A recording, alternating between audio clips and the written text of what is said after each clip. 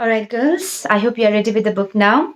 So we'll start with the poem Keeping Quiet by Pablo Neruda. And before starting with the poem, let us look about the poet which is given in the book itself.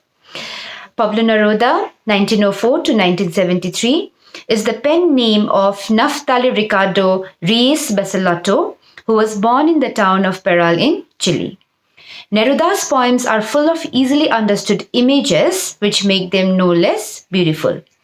He won the Nobel Prize for Literature in the year 1971.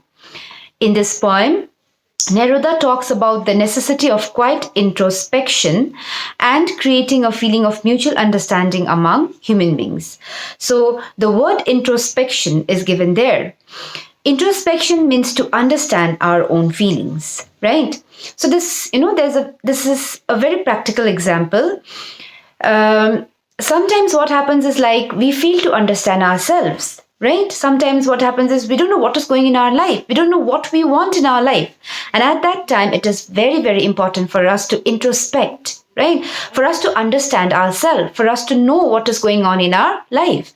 So here in this poem, the poet talks about the necessity of quiet introspection, silent introspection. Okay. And it also creates a feeling of mutual understanding among human beings and among the nature, right? So let us read the poem. I'll read the poem. You please look at the poem carefully, try to understand. Okay. Shall I start now? Now we will count to 12 and we will all keep still. Right? This two line, the opening line itself is very, very nice. Here he says, the poet says, now we will count to 12 and we will all keep still. In this two line, the poet wants us to absorb silence. Okay. He wants us to absorb silence till he counts 12. For once, look at the next stanza. For once on the face of the earth, right? Here, face of the earth means on this planet earth, right? You can write the meaning. Face of the earth means on this planet earth. So here, the poet says, for at least once in a moment on this planet earth, let's not speak in any language. Let us not open our mouth to speak in any language. Let's stop for 1 second. Let's not do anything. Let's just stop for 1 second. And let us not move our arms so much, right? Let us not move our arms. Let us just stop for a while. Let's not do anything, at least for once in this planet Earth. Moving into the third stanza. It would be an exotic moment without rush, without engine. Exotic means beautiful, attractive. Right. So that moment when we are not doing anything, right? When there is a complete silence, when there is no rush, when there is no sound of an engine, right? That moment will be what? It will be a very beautiful moment. That moment will be an exotic moment. All right. We would all be together in a sudden strangeness. Just see, right? What the poet says. He says, right. First, he said that till he counts 12, let us absorb silence. Right. At least for once on this planet Earth, let us not open our mouth to speak in any language. Let us not move our arms. Let us not move our hands. Let us stop for 1 second. And at that moment, when there is a complete silence, that moment will be an exotic moment. A moment when there is no rush. A moment when there are no sound of engine. That moment will be an exotic moment, right? And at that time, we would all be together and enjoying that sudden strangeness. Sudden strangeness means unusual moment. All right? Now, moving on to the fourth stanza, the poet says, fisherman in the cold sea would not harm whales. Right? Till third stanza, the poet is talking about what? To absorb silence. To not to do anything, right? Let us stop doing anything, and that moment will be an exotic moment, will be a very beautiful moment. And he also tells the fisherman, right? He tells the fisherman to stop, right? To stop harming the whales, right? To stop catching fish and should not harm those fish. right? And the man gathering salt will look at his hurt hands. You know what happens is like the man who goes to the sea to gather salt, right? They gather the salt with their bare hands, right? So when they gather the salt with the bare hands, their hands will be, they'll be in pain. It hurts when they gather the salt with the bare hands. So here the poet says, right, the man gathering salt would at least stop for a moment and take care of his hurt hands. Right? Is it clear? I'll repeat once again. The poet says, the fisherman to stop catching the fish and not harm those fish. Right? Secondly, he says to the man who gathers the salt, right? The man gathering salt to please stop for a moment and take care of their hurt hands. All right? Now moving on to the 5th stanza. Now this says, those who prepare green wars, wars with gas, wars with fire. Now here the word green war has been given, right? Green war is, of course, when we talk about war, what comes in our mind?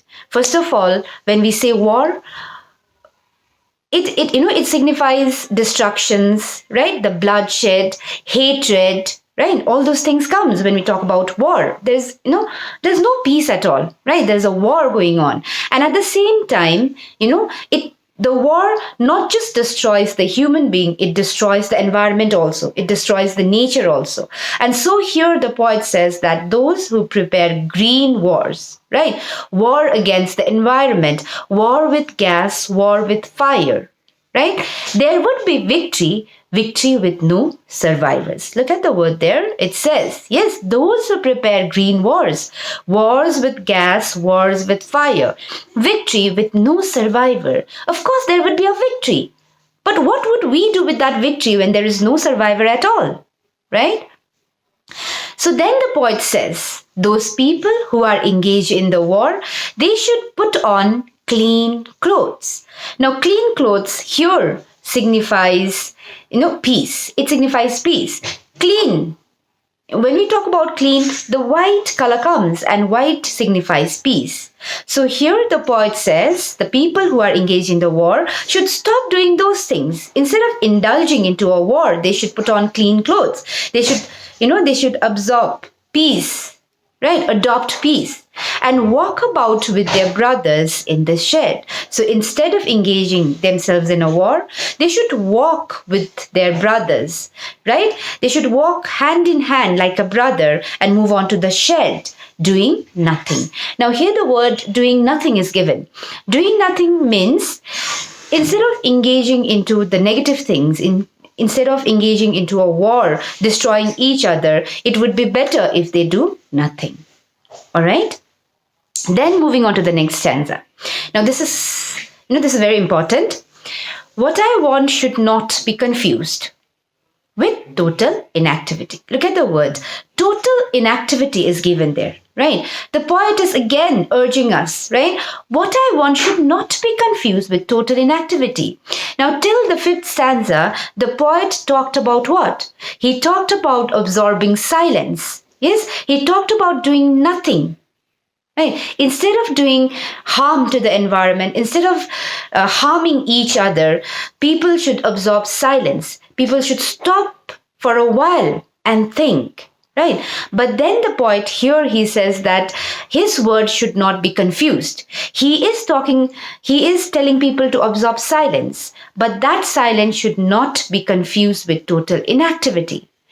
Because, total inactivity occurs only when people are dead, right? When people are alive, and at that moment, when they think, at least their brain is working, right? Of course, the people, when they are absorbing silence, the brain is working. They can at least introspect themselves. But when there is total inactivity leads to death. All right? Life is what it is about. Life is what? Life is very precious. Life is worth to live it. So life is what it is about.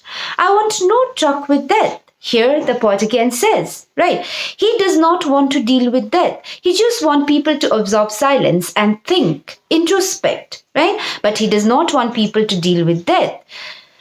Now moving on to the next line, if we were not so single-minded about keeping our lives moving and for once could do nothing, right? So this 3 line says, see, if we were not so single-minded, right? Single-minded is, people. We tend to move on, keep on moving all the time, right?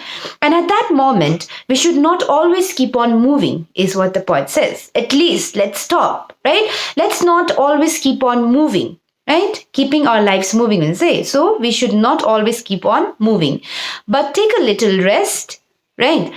And for once could do nothing. Could do nothing means at least for once, let's take a rest, right? And at that time, perhaps a huge silence might interrupt this sadness, right?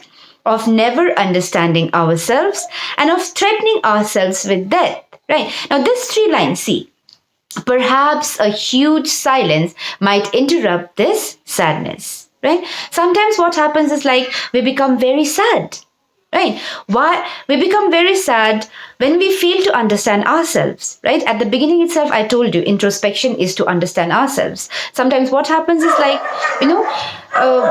some ill will comes on us, right? Some bad feeling comes to us. We are very sad. We fail to understand ourselves. We don't know what is going in our life. And at that moment, this huge silence will interrupt that sadness, will, just brush away that sadness, right? And of threatening ourselves with death. First, it says, when we fail to understand ourselves, at that time, what happens? We tend to end our life, right? We don't know what to do, and the only solution comes to end our life. But at that moment, when we absorb silence, when we think what is going on, that silence will, of course, brush away the sadness. Is it clear? So let me repeat this stanza once again. What I want should not be confused. The poet said that he does not want us to be confused with silence and total inactivity. So when we are silent, at least our brain is working, we can introspect. But when there is a total inactivity, it leads to death, right? That will amount to death. So life is what it is about. Life is what? Life is very precious, as I said. Life is worth to live it, right? If we were not so single-minded about keeping our lives moving and for once could do nothing, right? So, here in a very simple language, the poet said that says that we should not always keep on moving, but take a little rest, right? Perhaps a huge silence can do us a great thing, okay? Of never understanding ourselves and of threatening ourselves with death, right? Never understanding ourselves, threatening ourselves with death. These 2 words is what? Sometimes we fail to understand ourselves. Sometimes we don't know what is going in our life, and the only solution comes to end our life, right? So at that time, right, if we absorb silence and try to understand ourselves, that would do us a great thing. Then the next stanza, perhaps the earth can teach us. Teach us what? Teach us a good lesson, right? Perhaps the earth can teach us a good lesson. And when everything seems dead and later proves to be alive. So here, when everything is dead, right? Only the earth proves to be alive and active, right? Later means the earth. Perhaps the earth can teach us a good lesson. And when everything seems dead, only the earth will prove to be alive and active. So at the end again, the poet. Now I will count up to 12 and you keep quiet and I will go. So at the end, the poet again asks us to be quiet till he counts 12. Then he will move away from there very silently. All right? Okay.